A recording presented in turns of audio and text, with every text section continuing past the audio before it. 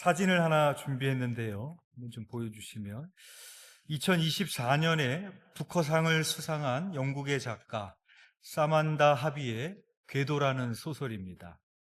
이 소설은 국제우주정거장에 머무는 6명의 우주 비행사들의 단 하루를 그립니다. 그런데 이 하루가 특별한 것은 우주정거장이 90분마다 지구를 한 바퀴씩 돌기 때문에 이들은 24시간 동안 무려 16번의 일출과 16번의 일몰을 마주하게 됩니다. 국제우주정거장에서 하루 동안 지구를 16번 공전하는 6명의 우주인의 시선을 통해 인간 존재와 지구, 그리고 시간과 생명의 의미를 다시 묻습니다. 이 소설이 우리에게 주는 가장 큰 울림이라면 거리의 신학이라고 말할 수 있을 것입니다. 우리는 너무 가까이 있기 때문에 세상을 제대로 보지 못할 때가 있습니다. 교회 안에 있으면서도 교회의 소중함을 잊고 살고, 가족과 함께 살면서도 사랑의 가치를 놓치며, 아름다운 자연 속에 살면서도 창조 세계의 신비를 지나쳐버립니다. 그런데 우주정거장에서 바라본 지구는 전혀 다른 모습이었습니다. 국경선도 보이지 않습니다. 인종도 보이지 않습니다. 이념도 보이지 않습니다. 오직 푸른 행성 하나가 광활한 우주 속에서 외롭게 떠 있을 뿐이었습니다. 우리가 그토록 중요하게 여기며 싸우고 경쟁하는 것들이 우주적 관점에서는 얼마나 작은 것인가를 깨닫게 해줍니다. 우주에서 바라본 지구는 하나의 성전처럼 보입니다. 푸른 바다는 세례의 물과 같고, 산맥은 제단처럼 우뚝 서 있고, 구름은 향연처럼 피어오릅니다. 그리고 무엇보다 그 위에 살아가는 인간은 창조주의 영광을 증언하도록 부름받은 존재들인 것입니다. 오늘 본문인 시편 8편은 우주정거장이 아니라 지금으로부터 3000년 전 다윗이라는 사람이 밤하늘의 별들을 올려다보며 던졌던 질문과 찬양입니다. 오늘 본문 시편 8편 1절의 말씀 우리 함께 읽어보겠습니다. 시작. 여호와 우리 주여, 주의 이름이 온 땅에 어찌 그리 아름다운지요, 주의 영광이 하늘을 덮었나이다. 아멘. 시편 8편을 묵상하실 때 한 가지 팁을 드리자면 다윗의 시선을 따라가 보시라는 겁니다. 오늘 말씀도 한번 다윗의 시선을 따라가 보겠습니다. 먼저 1절에서 다윗의 시선은 땅, 세상을 바라보고 있습니다. 이 세상을 바라보며 다윗은 주의 이름이 온 땅에 어찌 그리 아름다운지요 라고 고백을 합니다. 예술 작품에는 그 작품을 만든 사람의 이름이 새겨져 있습니다. 우리 눈으로 봤을 때는 아무것도 아닌 것 같은 작품에도 그 작품을 만든 사람이 누구냐에 따라 그 가치는 가격으로 매길 수가 없습니다. 주의 이름이 온 땅에 어찌 그리 아름다운지요 라고 고백하고 있는 것은 이 세상의 아름다움만 보고 있는 것이 아니라 이 세상을 지으신 하나님의 창조의 섭리를 깨달으며 감탄하고 있는 것입니다. 이어서 다윗의 시선이 땅에서 하늘로 향하게 됩니다. 주의 영광이 하늘을 덮었나이다. 고대 세계관에서 하늘은 신적인 영역으로 이해가 되었고, 그래서 하늘을 숭배하는 사상이 많았습니다. 하지만 다윗은 하나님은 하늘을 창조하시고 하늘보다 더 높은 곳에서 자신의 영광을 하늘 위에 두시는 분이라고 찬양하고 있습니다. 이어서 하늘의 영광을 바라보던 다윗의 시선이 이 세상의 대적들을 바라보기 시작합니다. 우리 2절 말씀 함께 읽어보겠습니다. 시작. 주의 대적으로 말미암아 어린아이들과 젖먹이들의 입으로 권능을 세우시며 이는 원수들과 보복자들을 잠잠하게 하려 하심이니이다. 아멘. 2절에 보면은 두 부류의 사람이 등장을 합니다. 하나는 주의 대적이고 또 하나는 어린아이들과 젖먹이들입니다. 여기서 등장하는 주의 대적이라는 의미는 앞선 시편의 흐름을 보면 그 의미를 알 수 있습니다. 시편 3편부터 7편까지 다윗은 대적들의 위협 가운데 탄식하고 있었습니다. 여기서 주의 대적이란 하나님이 이 세상을 창조하신 것을 배격하고 하나님이 이 세상의 왕이심을 부정하는 자들입니다. 이들은 자기 힘을 믿고 교만하여 하나님이 이 세상에 없다고 말하며 약자를 압제하는 사람입니다. 시편의 구성이 시간 순서대로 기록된 것은 아니지만 이 순서는 우리에게 의미가 있습니다. 여전히 악한 세상 가운데 고난을 당하는 것이 현실이지만 이럴수록 하늘을 바라보라는 하나님의 초대인 것입니다. 그리고 하나님께서 이들을 잠잠케 하실 거라는 것입니다. 그러면 하나님은 누구를 통해 그들을 잠잠케 하시겠다는 것인가? 2절에서 주의 대적과 대조를 이루는 대상이 나오는데 어린아이들과 젖먹이들입니다. 어린아이들과 젖먹이들은 가장 약한 자들로서 절대적으로 도움을 필요로 하는 존재들입니다. 근데 다윗은 하나님께서 어린아이들과 젖먹이들의 입으로 권능을 세우시고 주의 대적들을 잠잠하게 하신다라고 말하고 있습니다. 우리의 생각에는 하나님께서 대적들보다 더 강한 힘을 가진 자를 통해서 심판하는 것이 어울릴 것 같은데 왜 이런 방법을 사용하실까요? 고린도전서 1장 27절의 말씀입니다. 그러나 하나님께서 세상에 미련한 것들을 택하사 지혜 있는 자들을 부끄럽게 하려 하시고 세상에 약한 것들을 택하사 강한 것들을 부끄럽게 하려 하시며.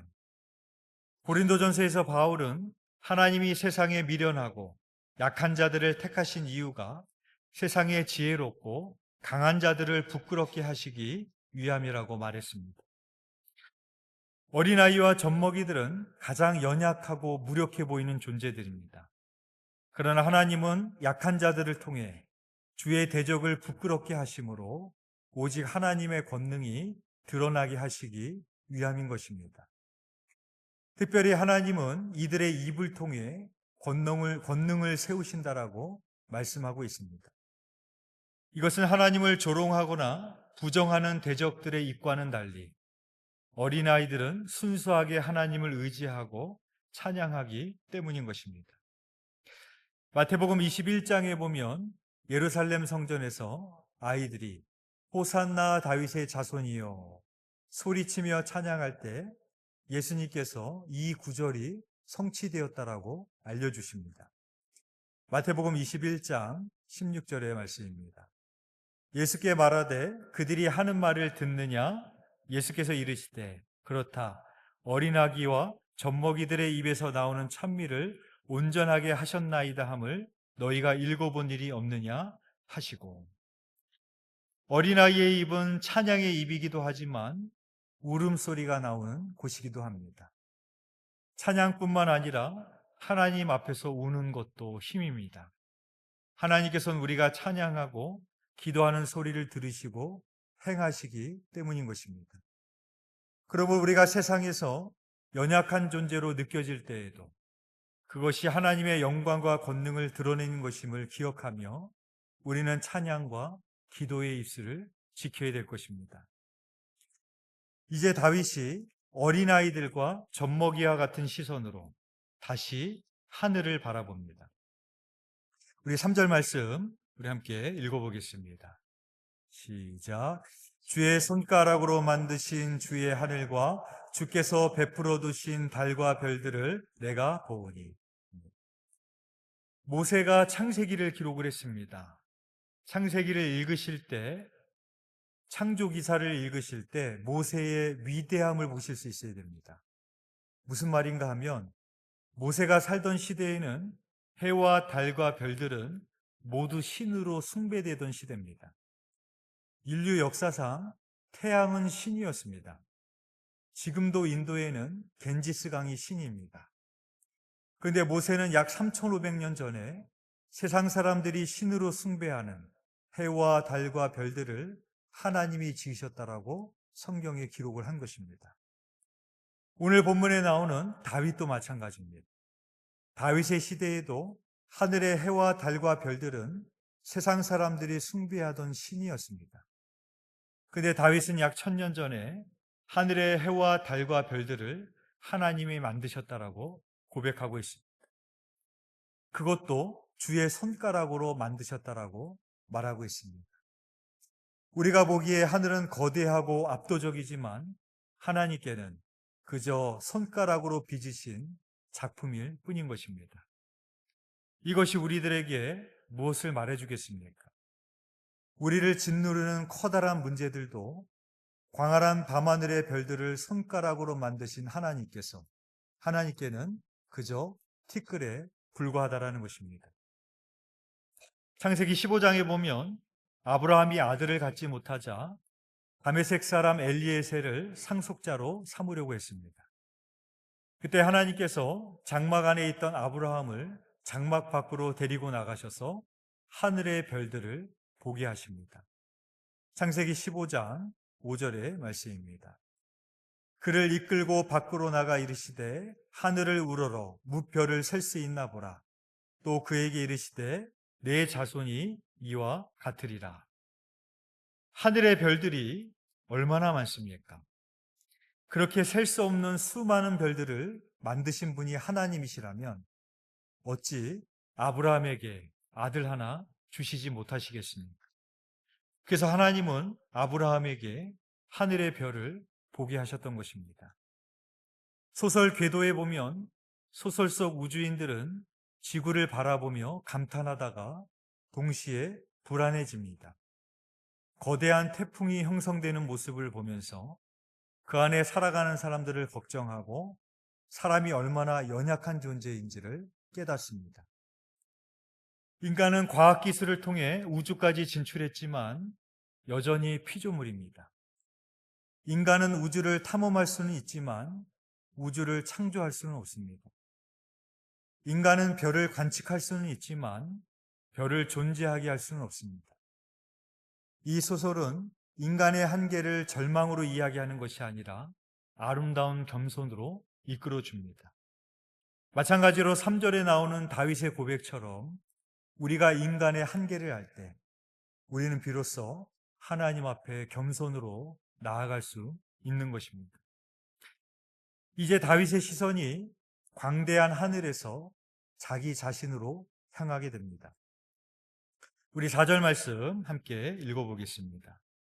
시작. 사람이 무엇이기에 주께서 그를 생각하시며 인자가 무엇이기에 주께서 그를 돌보시나이까.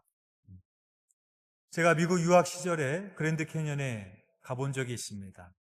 아마 가보신 분이 많이 있으리라고 생각이 됩니다. 그랜드 캐년 앞에 서게 되었을 때 그 감동이 잊혀지지가 않습니다.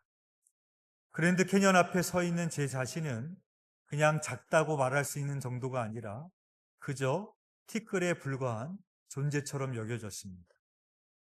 인간이 거대하고 웅장한 자연 앞에 서게 될 때 얼마나 작고 연약한 존재인지를 깨닫게 됩니다. 근데 시인은 그 순간에 우주의 먼지 같은 나를 돌보시는 하나님의 놀라운 은혜와 사랑에 감격하게 되는 것입니다.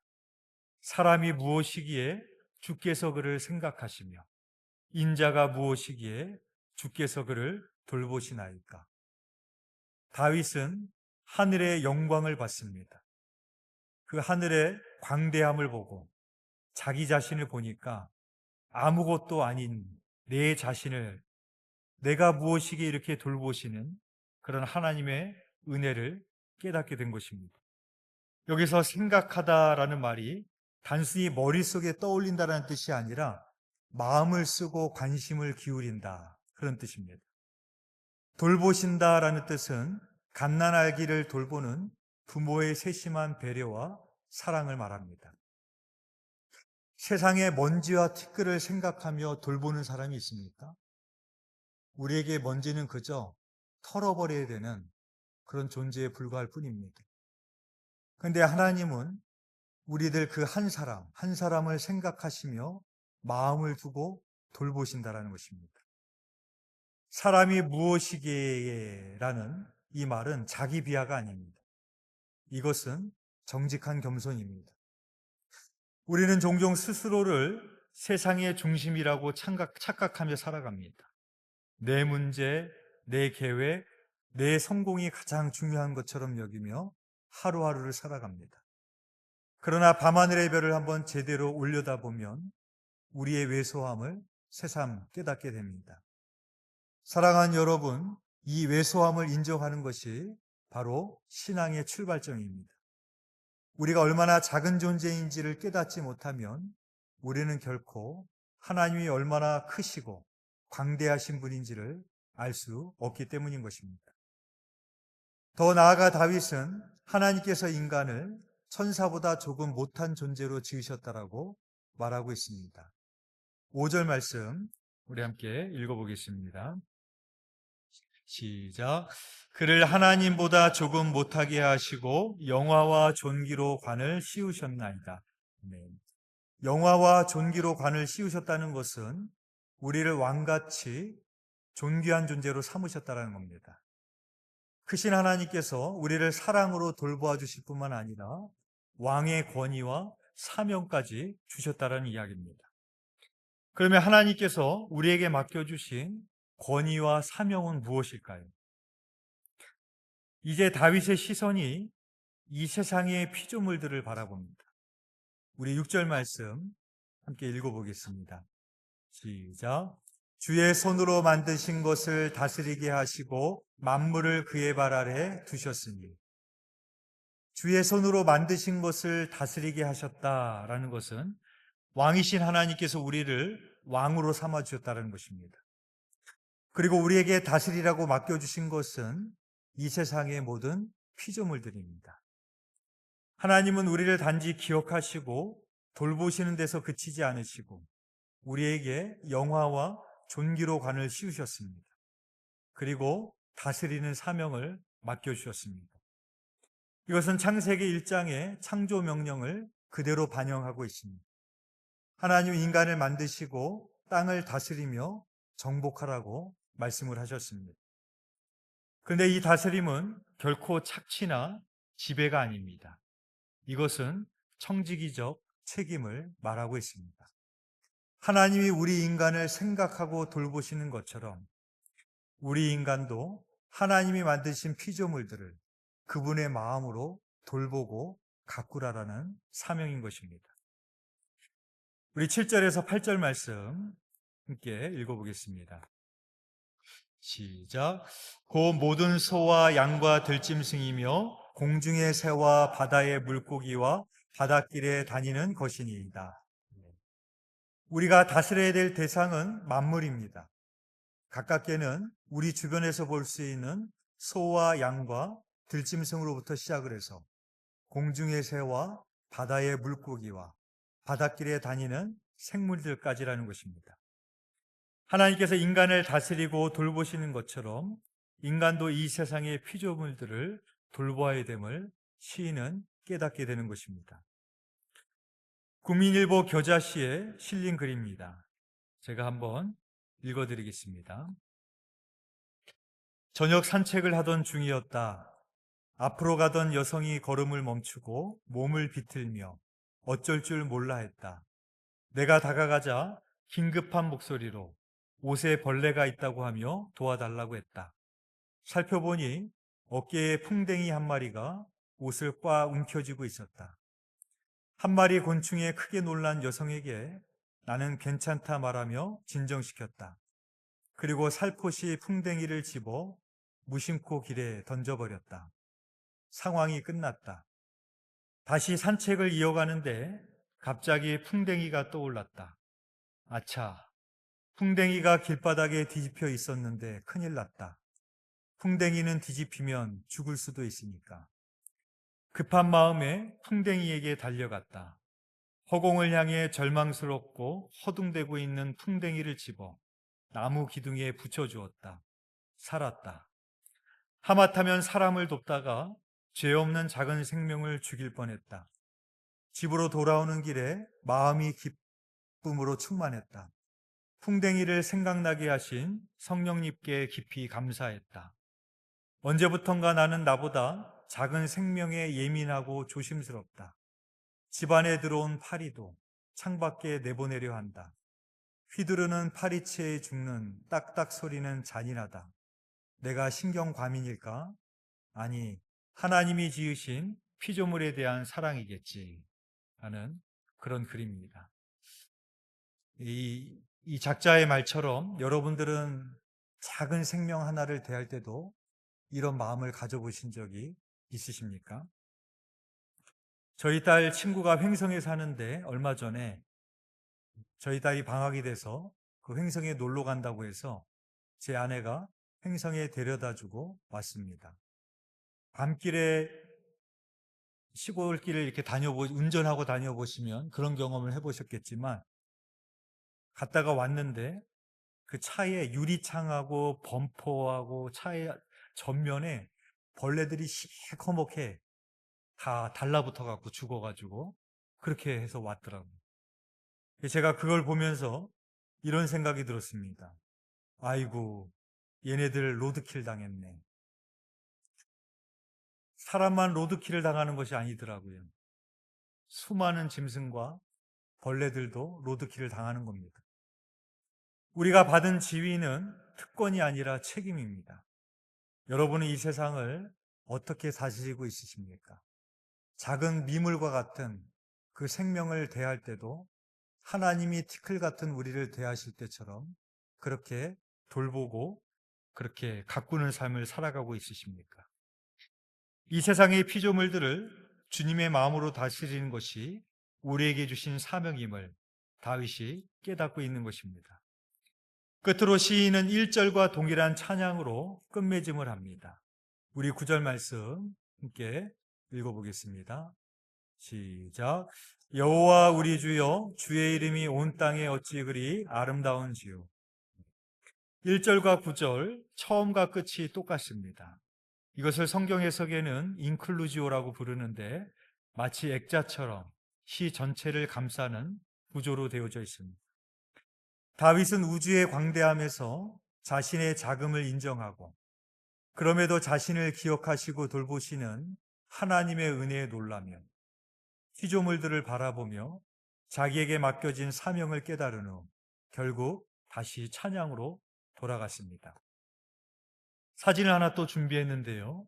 한번 보여주시면, 올해 3월에 개봉한 프로젝트 헤일메리라는 영화입니다.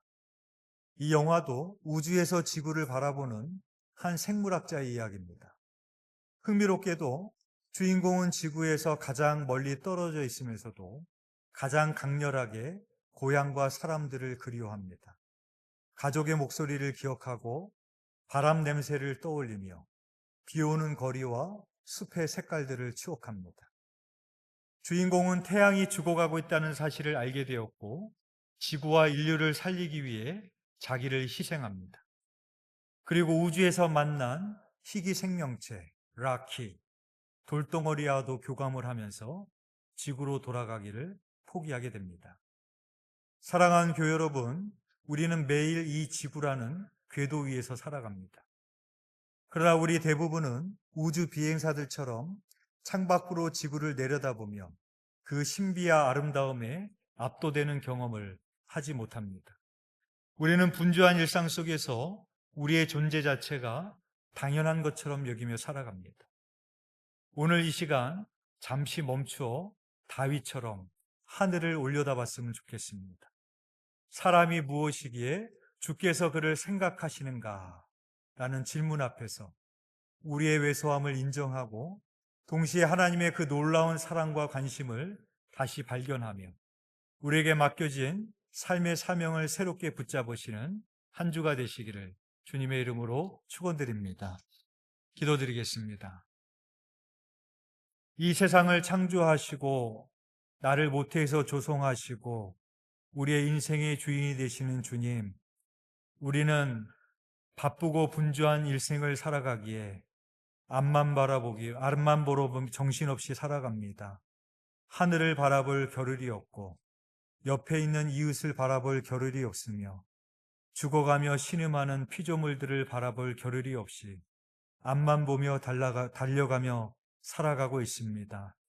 하나님, 오늘 우리에게 시편 8편을 묵상하게 하여 주신 것처럼 하늘을 바라보며 하늘의 웅장함을 보게 하시고 먼지와 같고 티끌과 같은 나를 돌보시고 지키시는 하나님의 은혜와 섭리를 깨닫는 시간이 되게 하여 주시옵소서. 우리 이웃에 소외되고 가난하며 고통받는 이웃들을 보게 하시고 신음하며 죽어가고 있는 피조물들을 바라볼 수 있는 시선을 허락하여 주셔서 우리에게 맡겨주신 사명을 생각하며 하나님의 청지기적 사명을 감당하며 또 복음의 빚진 자의 사명을 감당할 수 있는 우리들이 될 수 있도록 인도하여 주시옵소서. 한 주간의 삶 가운데도 주님께서 함께하여 주시를 믿사오며 예수 그리스도의 이름으로 기도드렸사옵나이다. 아멘.